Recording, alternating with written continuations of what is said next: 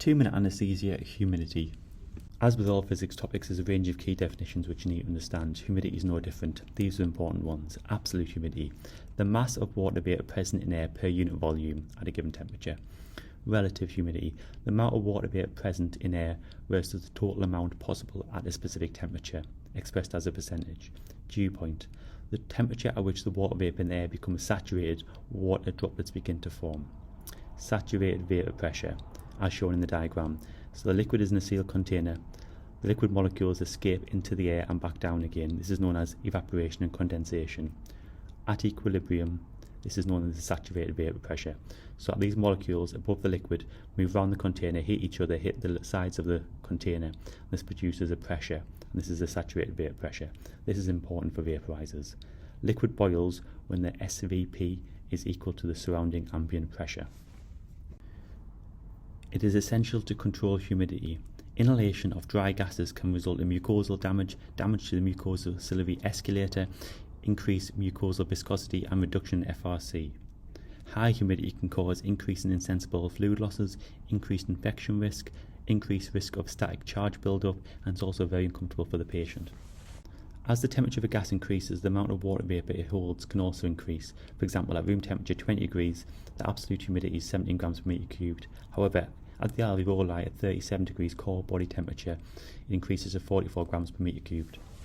It's important to be able to measure humidity. You can measure absolute humidity via a mass spec or UV light absorption, or you can measure relative humidity by the wet and dry bulb hygrometer, hair tension hygrometer, or Reynolds hygrometer. Measurement of relative humidity, wet and dry bulb. So you have two mercury thermometers. One is surrounded by a water-soaked wick. The water evaporates, resulting in latent heat of vaporization. This cools the thermometer. The rate of evaporation depends on the surrounding humidity. The temperature difference between the two thermometers can be referenced in regards to set tables to determine the relative humidity. Hair tension hygrometer. Hair gets longer when it gets wet, so the hair is attached to a spring and calibrated.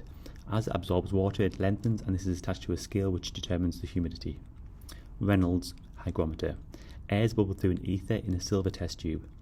The ether vaporizes. You get latent heat of vaporization causing cooling of the tube. Temperature at which the condensation begins to form around the outside of the surface on the tube is a dew point, and we can use set tables to calculate the relative humidity. Methods to maintain airway humidity are shown. They can be either passive or active. Passive methods classically include soda lime and HME filters.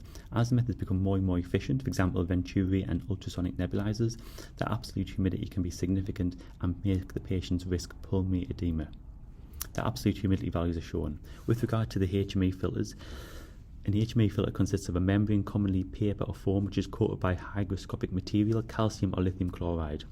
Warm gas is expired and condensed on the membrane on the patient side. Then during inspiration from the ventilator, the dry gases pass over the filter, which becomes humidified and warmed.